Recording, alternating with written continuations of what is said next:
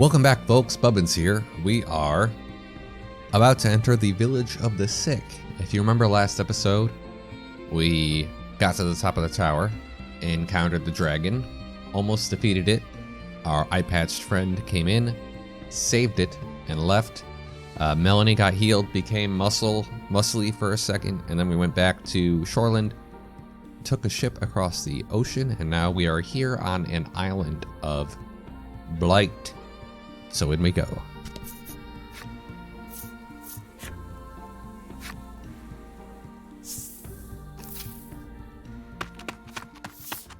You are accosted by a man the instant you set foot in the village.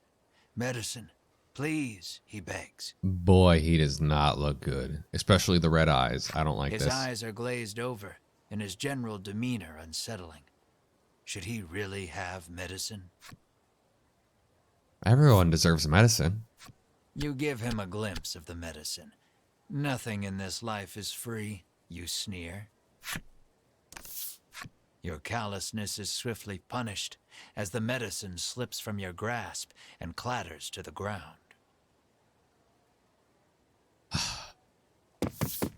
The man runs off to who knows where, making noises that can only be described as inhuman. You and the party resolve to continue exploring the village, despite the unsettling encounter that just occurred. Something is askew in this village. It would be best to proceed with caution until you can determine what is happening. Yeah, there was something askew in the last village too, where they were eating the animals and hiding it from the villagers. So like, cannot use jump feature, okay. So yeah, I totally could have jumped back in the dungeon, I think. Tread carefully through the village of the sick in search of more information. I mean, they're just sick people. We'll deal with it. The man glares at you, clutching tight to countless medicine bottles in his hands. He insists that they all belong to him and refuses to share them with anyone. It's almost as if the man's flip side story. Oh, well, I gotta look at that. It's almost as if the medicine is what's making them sick. Like, you take too much medicine and you become sick. It's like, I'm trying to think of a zombie game where that happened, but the only thing I can think of is Sunset Overdrive. Man.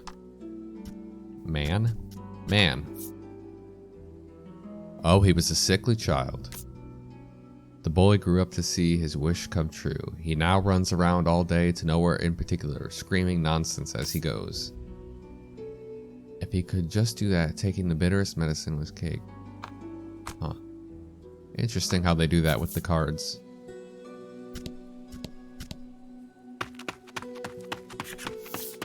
Oh. Another villager approaches you. Though his speech is slurred, the demand remains the same. Medicine. This villager is also behaving strangely. Will you acquiesce to his request? No, we can't just give...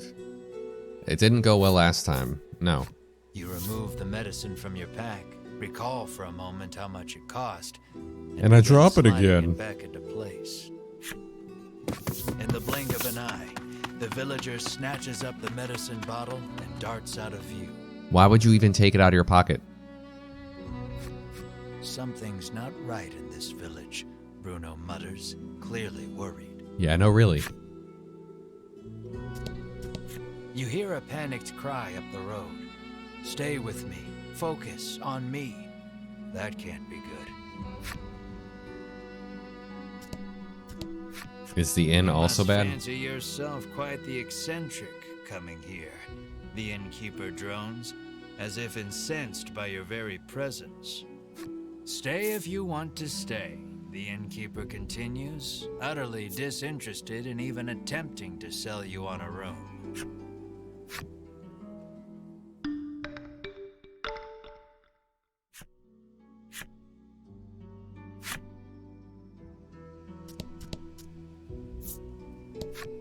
The old man sighs, saying he lost both his son and grandson to the medicine. Not wanting to be the only one left behind, he lifts the bottle in his hand to his lips and gulps it down. I think I was right. The medicine is what's making them sick. It's killing them. Collection, characters. Old man.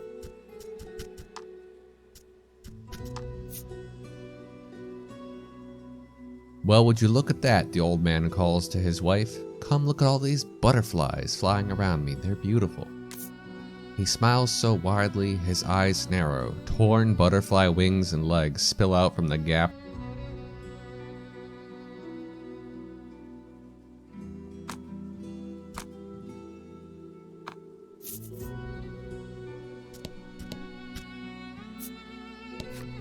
You ask the villager about the dragon. The headman can help you if you're in some trouble, she retorts, doubling over to empty the contents of her stomach onto the street. Dozens of empty medicine bottles litter the ground in front of this woman.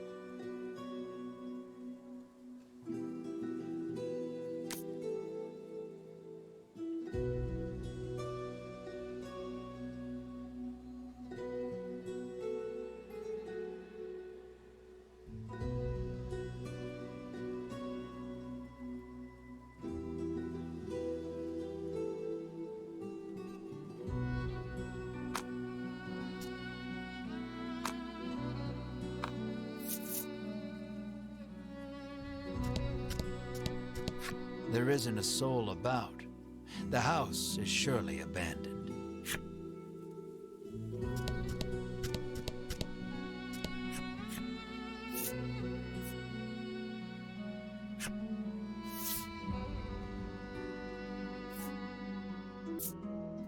Okay, folks, welcome back. I bought an assassin's bow for Ridis, which boosted her attack up to 28, which is a whole bunch. Made her a little faster too. I got a staff for Melanie, which boosted her attack up to 29. So Bubbins is back to being the weakest again. Because for both of them, it was about like a 7 attack gain. I got Bubbins this heavy armor because it moved his defense up to 24, which is huge. It does make him a little bit slower, but he was already slow. So might as well lean into that.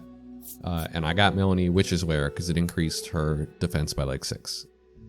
So yeah, that's everything.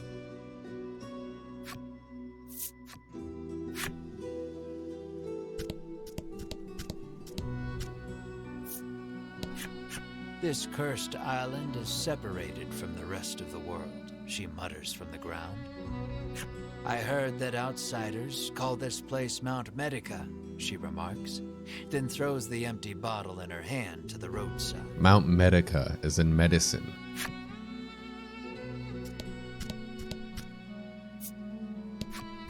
You hail the villager, only to receive a blunt, "Go bother the village headman with your chatter," in return. The villager turns to face the wall once more and smacks his head against it repeatedly. His forehead is soon covered in blood. Visit the headman of the village of the sick to see what new information might be gleaned. Alright, so that's our main mission, but this seems to be something else. So let's talk to this guy first.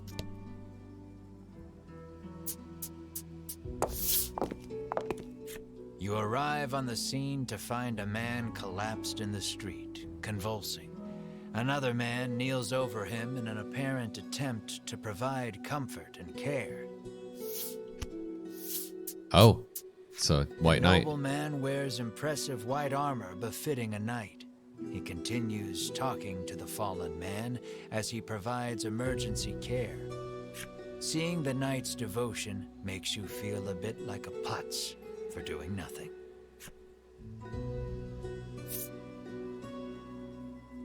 Not medicine. You ask Bruno to provide some of his custom supplement. He furrows his brow and solemnly shakes his head.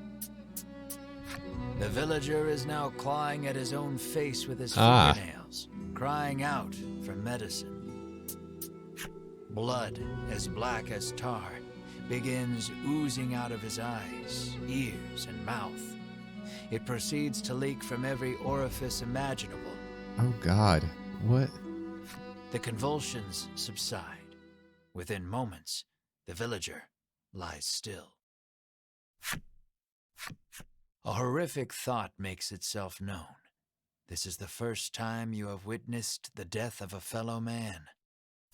Even in a world where medicines and elixirs can cure most any ailment, none are safe from death's icy grip. And as well you know, that which is dead can never return. God.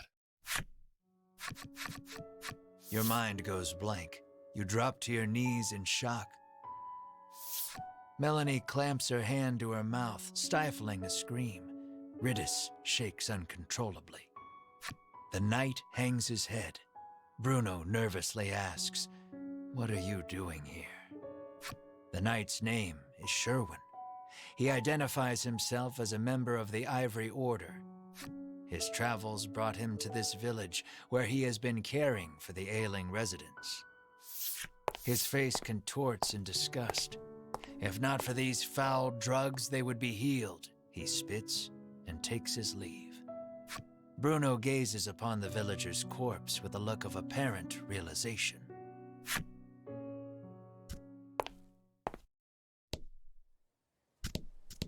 Wait, come back. You approach Sherwin, who is caring for another villager. Is every day like this? You inquire. According to the knight, an elderly man living just outside the village is typically the one who looks after its residents. You'd be best served asking him all your questions, Sherwin says as he returns to his patient.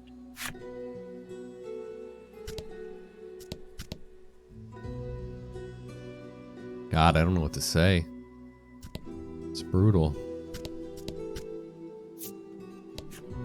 You had best get out of here quick, she cautions you. If you stay here, then you too will, she begins, then suddenly starts cackling.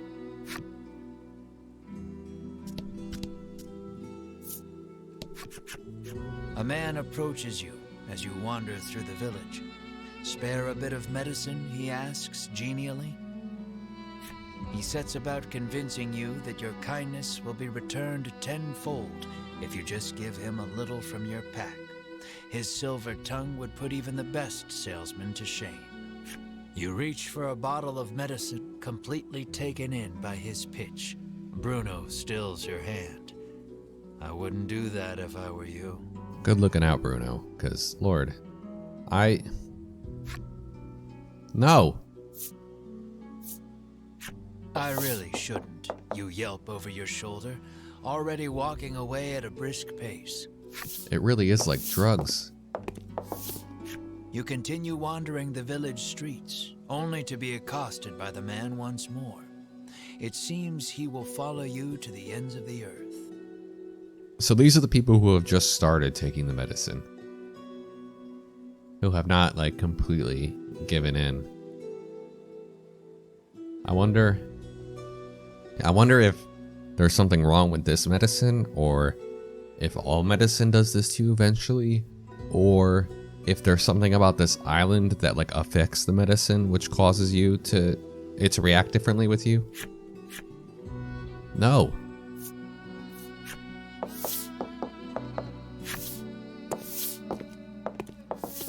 They're gonna make me, aren't they?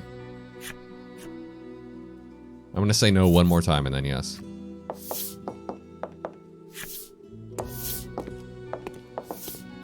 Alright, I guess we have to.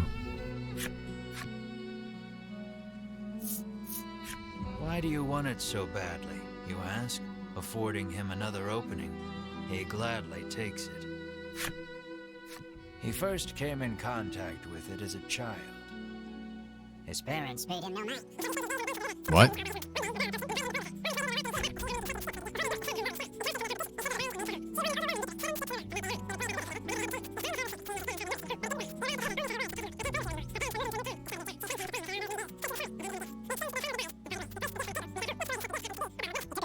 And never since forgot its wonderful taste.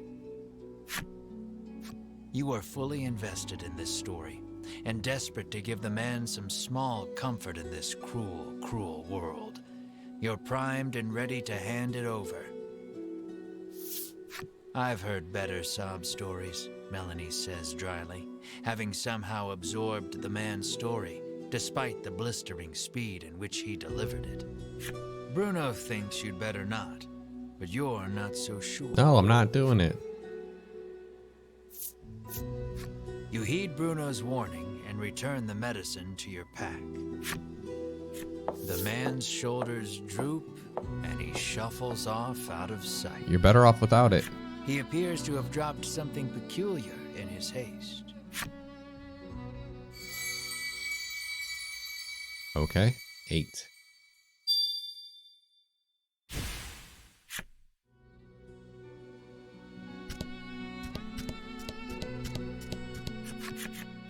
You knock lightly on the door. An elderly man opens it, beaming at you.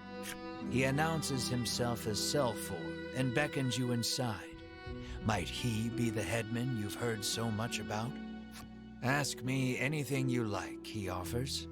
Selfor receives your party, for whatever reason, rather graciously. He could well be a font of knowledge. What will you ask him?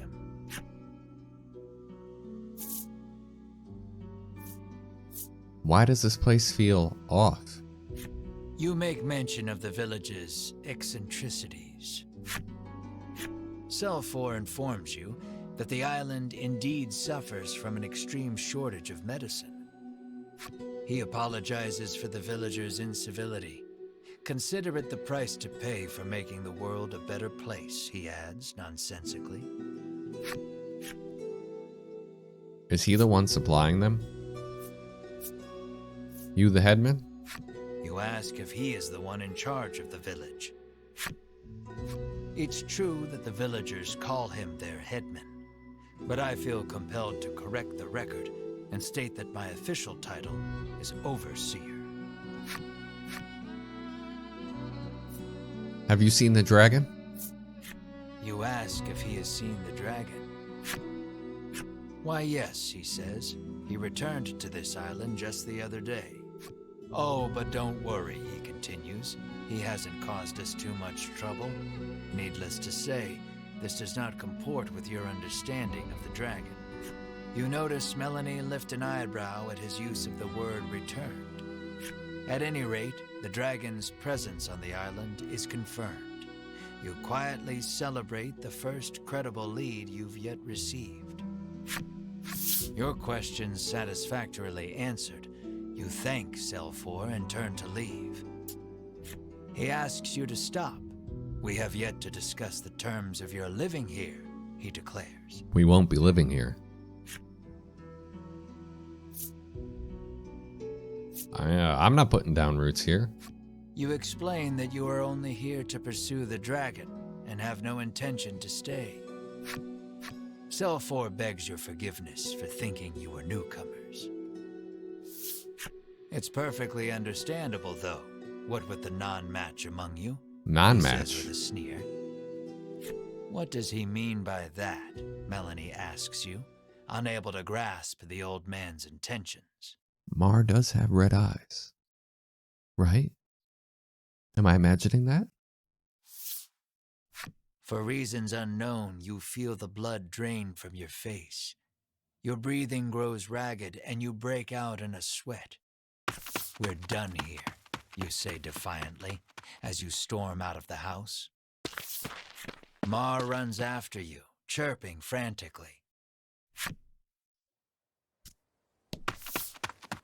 Melanie and the others give chase, but you and Mar are well out of sight by the time they make it outside. Bubbins and Mar have left the party. The two can't have gone far, though.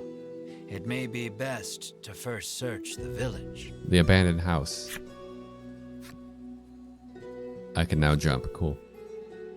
I can no longer open the menu. Canvass the village of the sick in search of your scattered allies. Going straight to the... Oh, yeah, I figured.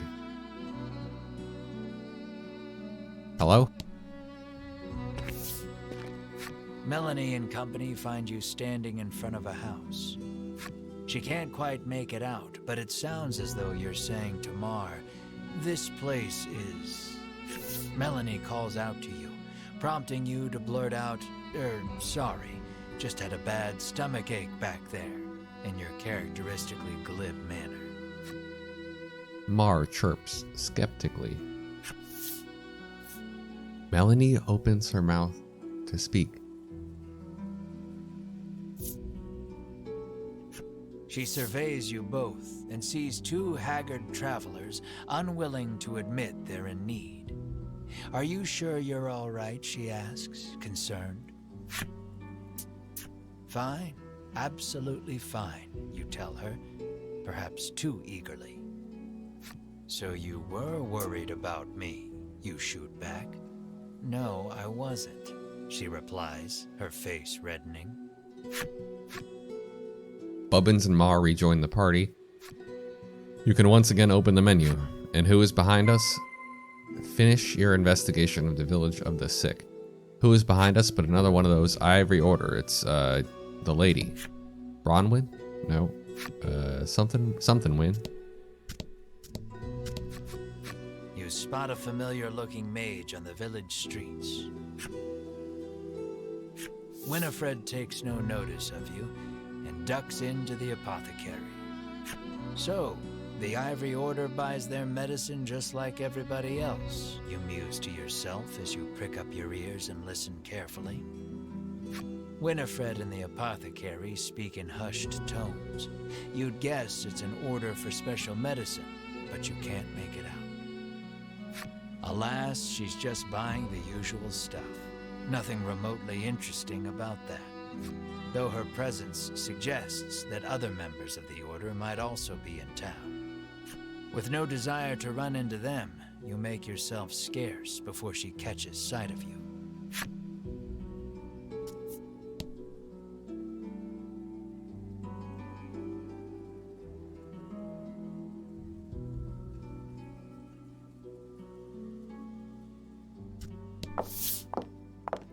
You spy the very people you were hoping to avoid, gathered near the village gate. "The last thing we need is a confrontation," you mutter, spying them from the shadows. "Why are we always hiding?" Melanie hisses under her breath. Two members of the Order are speaking with Sherwin. Given how deferential they appear to be acting toward him, you hazard a guess that he's their superior. Oh, good. "Have you determined the dragon's location?" Sherwin asks. Hedwin launches into his report. "The dragon appears to be occupying the volcano. I suggest we move to capture him immediately," he counsels. Now who should appear but Winifred, fresh from her shopping excursion. "Preparations for our journey into the Flash volcano freeze? are complete," she reports, handing Sherwin a bottle of something. "Splendid." Sherwin walks off and out of sight, the other three following close behind.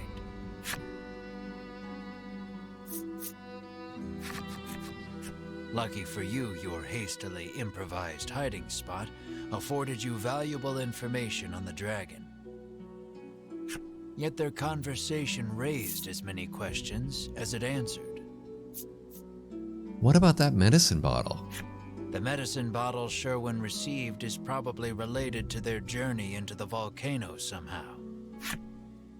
Bruno recalls seeing a bottle much like it once before. He says it contains flash freeze, which can chill most anything. Maybe that's what Winifred bought at the apothecary, Bruno continues.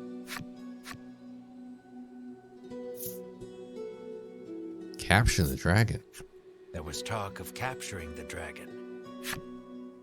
Melanie picked up on the incongruity as well.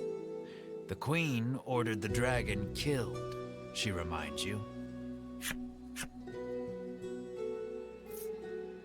How do we get to the volcano? You know that the dragon is lurking in the volcano, but you haven't a clue how to get from here to there. Isn't it that mountain with all the smoke pouring out of it? Ridis asks, pointing westward.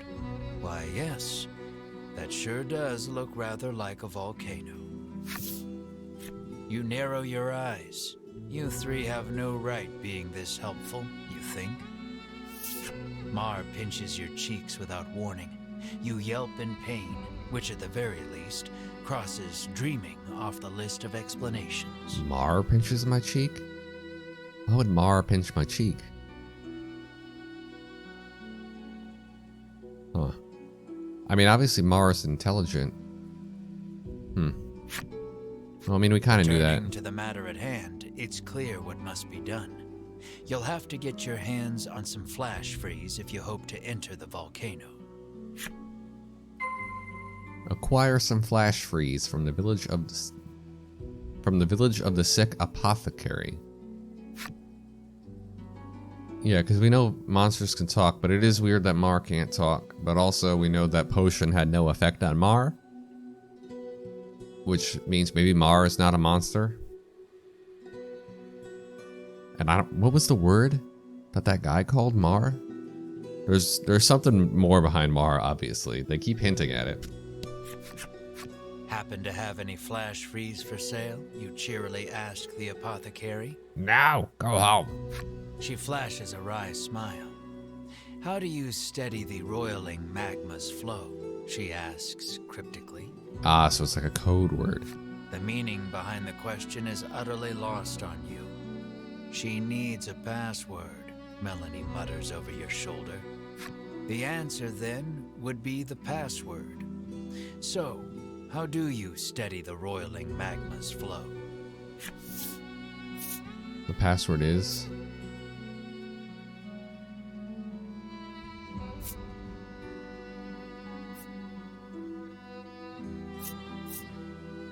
Something looking defeated.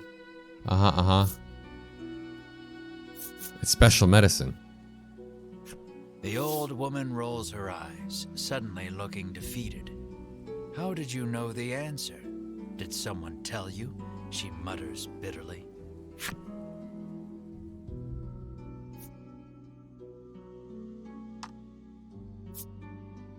Bye. Oh yeah, I did spend like 3, 4, 5, 6, 7, 8, like 9,000 gold on all those upgrades.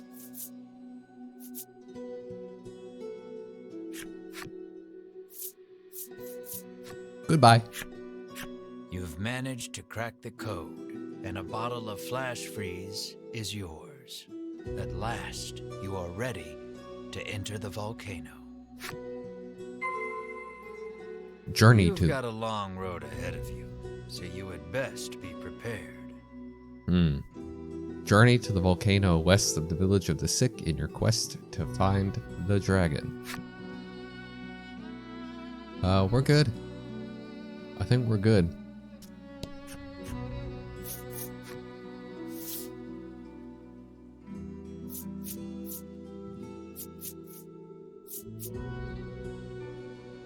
Yeah, we're good. We're just gonna go. We're just gonna leave. Just gonna go for it.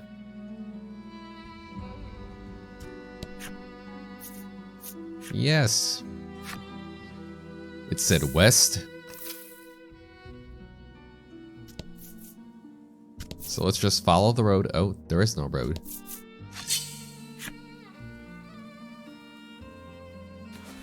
They didn't say northwest, right? They just said west. Oh god, not that thing. Freeze.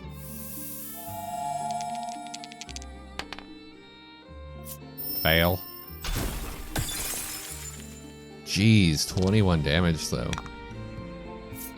Poison. Nope. Okay. Attack.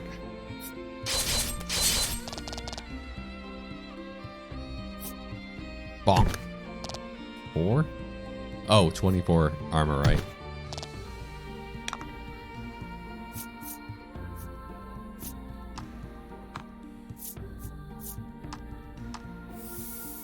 Fire. Oh man. Poison. There we go.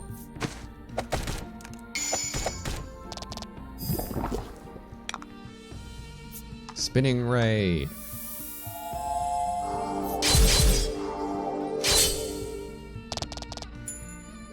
I wanted to see if that would damage that thing.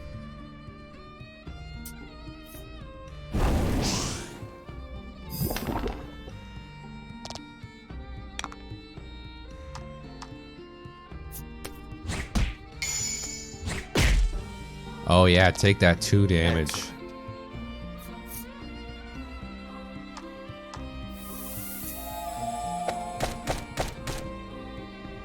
Three. There we go. And an extra point for measure. For good measure.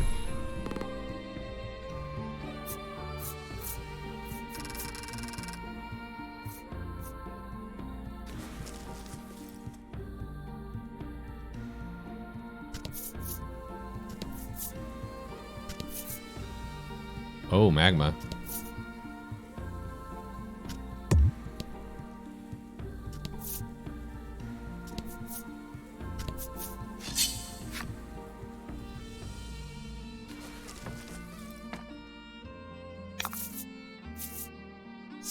Same group.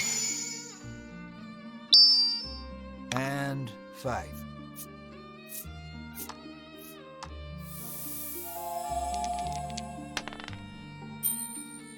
Freeze. That 25 damage is wild. That feels good. There's the poison. Turn 1. Good, good, good.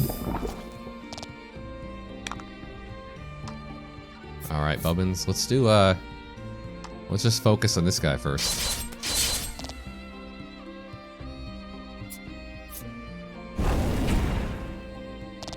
One. Yeah, there we go. 5. Let's flame. 40. What the hell? Whoa, that was like 60 damage. I think it was a combo because of the being frozen, so it like bursts. Whoa.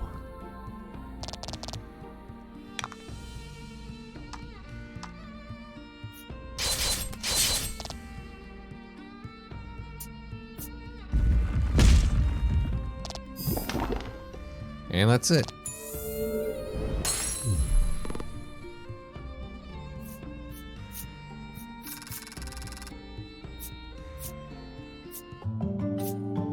HP for Bubbins. Tri-blade, deal 3x damage. Okay. I will replace that cure with that thing now. As a matter of fact, let's do that right now. Skills. Nope, I hit the back button.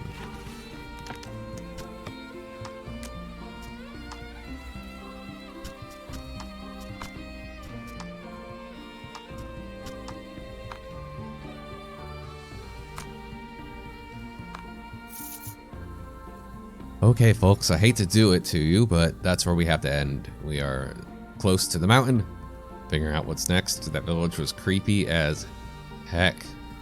I never want to go back there. But thanks so much for watching. This was a lot of fun. This was a really good chapter. These last 2 ones have been very good. Very, very happy about these last few episodes. Thanks so much for watching. You know, we'll be back. Remember, schedule is Monday, Wednesday, Friday.